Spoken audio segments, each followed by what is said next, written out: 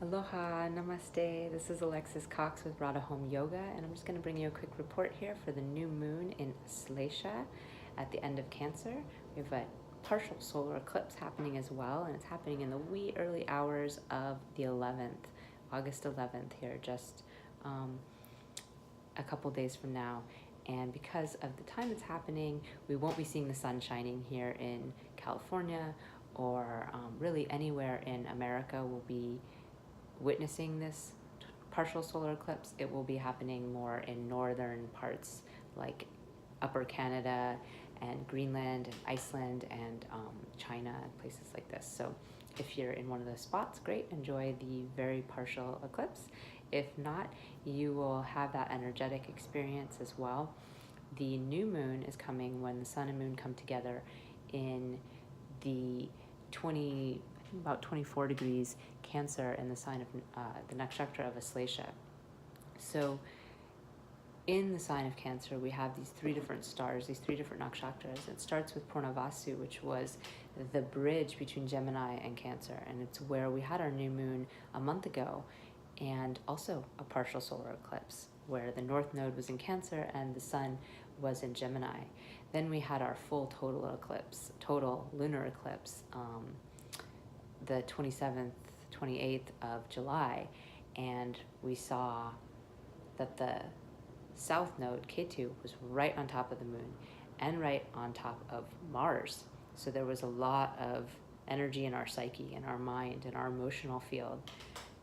Very intense experience, potentially dark, potentially a little bit depressive for some of us, very psychological. Now we have the partial solar eclipse happening, and it's going to be at the end of Cancer.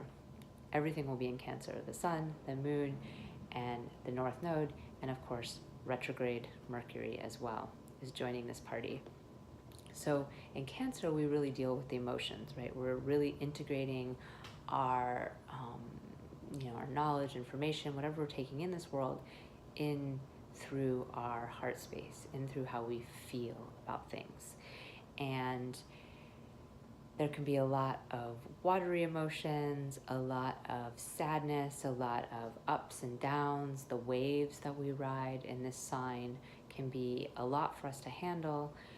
And our sun being in Cancer shows that our sense of power, our sense of leadership and authority and connection to source is watery and emotional. So we're sort of, our shining capacity to go out into the world is nurturing, it's caretaking, it's perhaps giving unconditional love to others, and also maybe feeling some feels and emotions and even sadnesses ourselves.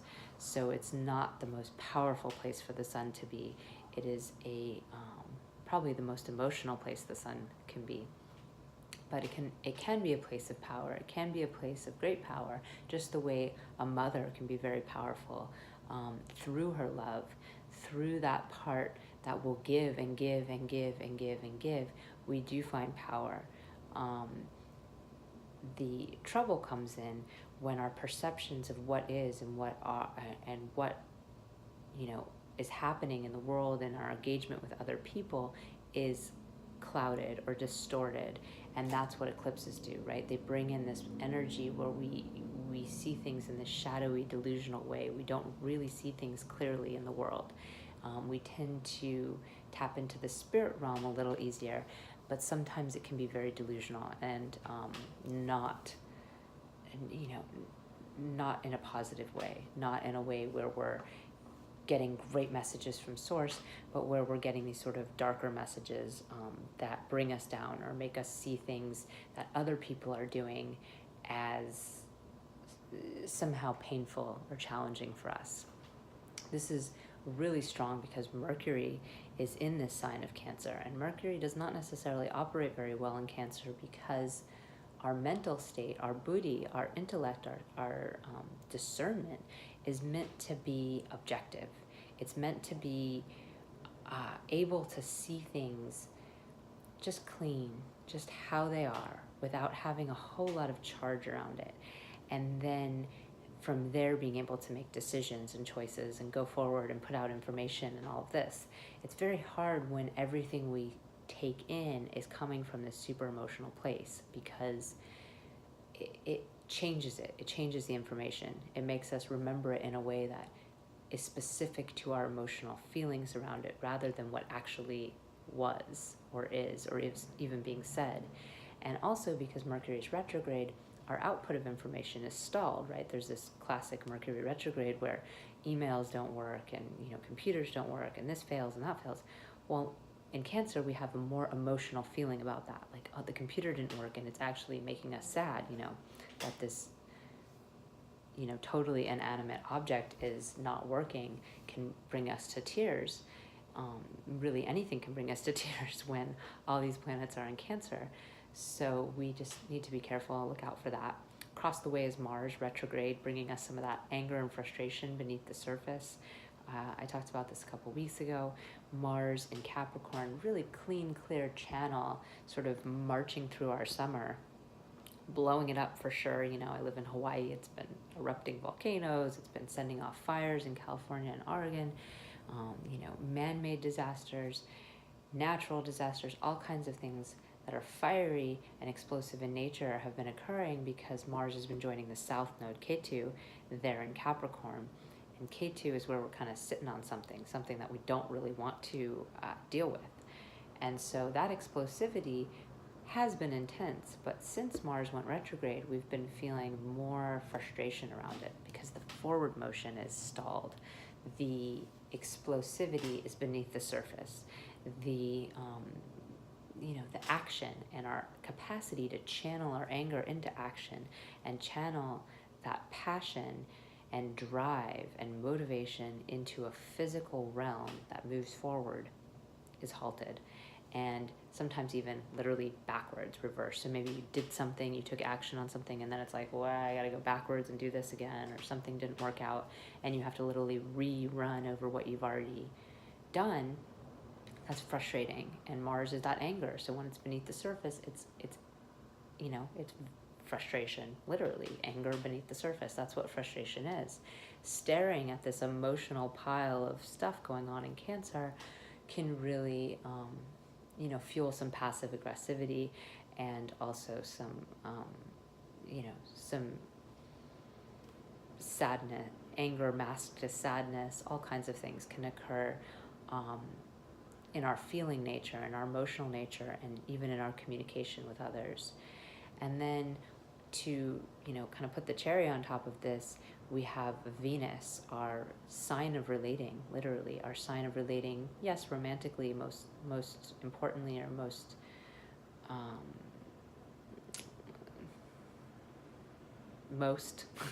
but also our relating to any other adults, our harmonious capacity to relate, our capacity to feel joy, beauty, and pleasure.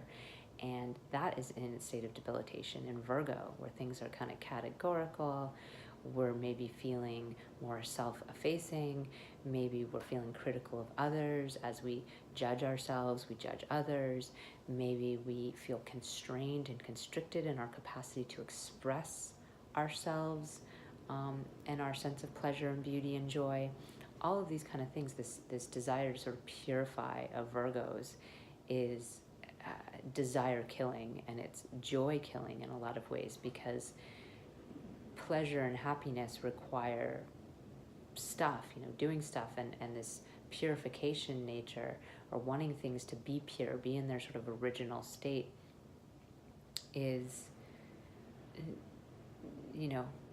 takes desire out of the equation. It takes life and living out of the equation. You have to sort of use things in order to take pleasure out of them, and if everything's staying in its pristine place and in its category, in its box, then you're not going to be using it. So I lost the light there a little bit. So this constrained sense of happiness is also going to be causing us some challenges here in the new moon. I'm not sure what I did there. And, we've had Saturn retrograde for months now. We should be used to it, but there's still that incapacity to commit to things. So while we feel maybe more hopeful since Jupiter went direct, I think July 12th, we, we can see the light, we can see that there's hope and inspiration, and maybe our teachings are moving forward, maybe our belief system's feeling more aligned, but we're not able to commit to anything. We're not able to really humble ourselves or do the hard work and effort of something specific because we don't really know what that is right now. So there's frustration for sure on the table, capacity to feel less than happy, but there's also this really beautiful moment for us all to embrace in these little eclipse cycles that we're in. Especially this one is less intense, on an emotional, psychological realm than the one we experienced 2 weeks ago. So we might have a little bit of our head above water, where we can see that things are not going to be peaceful and easy and calm and beautiful and perfect really anywhere, or in any capacity. There's natural disasters, there's man-made disasters, there's all kinds of things going on in this world, and there's turbulence within ourselves. The only way we're going to be able to calm that turbulence is through our own path of meditation, of calming ourselves, of finding that peace within. Cancer is representative of peace in the heart, peace that we find through a physical home, we find it through our mother first and foremost, we find it through land and cars, but when we really find it, we find inner peace, because the outer peace is always changeable. It's always subject to the whims of others and nature and the chaos of the world. And that's what the great yogis and teachers have passed to us, is these beautiful practices that help us find that peace. This this eclipse and this new moon are in Aslesha, the star of the snake, the serpentine energy. And the snake wraps itself around something that it loves, or something it doesn't love. It holds it. And at first, from the perspective of the mother, right, because Cancer is the sign of the mother, we're holding our child or whatever we love because we want to keep it safe, because we want to protect it, we want it to know it's loved. But then there comes a point when the child might want to go, out, check out the world, go engage with somebody else or do something, and maybe the grip gets a little tighter and you don't want to let it go. And then that snake-like quality of wrapping itself so tightly around something that it's literally holding it captive. So when you get to that point where you're holding on to something so strong that you've wound it into being captive and you can't let go anymore, that's when we need to be careful. And that's the sort of challenge, or the part of Aslesha that we need to really be careful about. We have Purnavasu, we have the light, the return of the light, the return of the Earth Mother to the land, Aditi. Then we have Pushya, where we nourish and nurture what we love. And then there's this Aslesha, where it starts off, we're holding it, and then it's like we're gripping it, and then it's like we don't want to let it go. So that's where this is happening. So whatever it is that we're in our life or in your life that you're not letting go, or that you're feeling yourself getting more and more tight around, wrapping your hands around even more and more, this is a time to look into that. The snake can also be very mystical energy. In the Vedic lore, the snake realm holds up the upper realm, holds up the realm of the gods. Vishnu, the sustaining presence of the universe, the eternal Godhead, literally rests on a snake, on Anantaslesha. You see the snake like a couch, and it has these many, many heads, these thousands of heads, and Vishnu dreams up each of the new incarnations of the universe sitting on this snake. All the other snake, the Naga, live in this under realm, and they are connected to, of course, the dark forces, right? Our subconscious, the places we don't want to go, the places we don't want to deal with. And they have this poison, this toxicity that can kill. But they also have this capacity to bring us to great freedom. The snake is the kundalini that rests at the base of our spine. So there's fight or flight, there's fear, and then there's freedom as it uncoils up our spine and brings us to the ultimate bliss, the ultimate freedom, the ultimate ecstasy. So snake energy is very powerful, very, very mystical, and very connected to the other realms. We just have to know how to use it. If we're using it to grip, to hold, or to poison, then it's not going to serve our purpose, and it's going to be like the death of us or what we love. If we use it to unleash our spiritual potential, then there's no limit. Then we're free. Then we no longer are bound by the confines of this world and of the drama and trauma and chaos that will always surround us.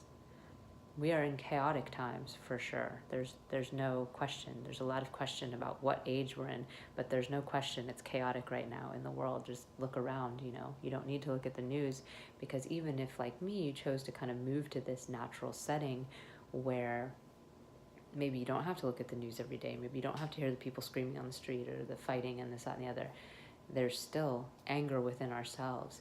There's still, in Hawaii we have these little red fire ants that bite you and phew, they hurt. And there's lava rock that's jagged, and there's, sharp plants that cut you. And of course now there's lava literally flowing out and exploding. So it's, where's this safe place? Where's this place that you're free from being sort of attacked by everything else? Well, within. It's within. It's when we can actually calm ourselves and find that peace within and use these practices that have been given to us by these yogis, by these saints, by all these people who have been predecessors of life here on earth, that have told us all these keys and all these clues. And there's so many of them on earth right now that we're actually even more confused. We have too many paths, too many places to go, too many things to follow, too many messages from, this realm or that realm. But it's quite simple. Really, most of them are saying something very similar. And it's to quiet down and to listen and to breathe. Breath is like the ultimate tool in Hawaii.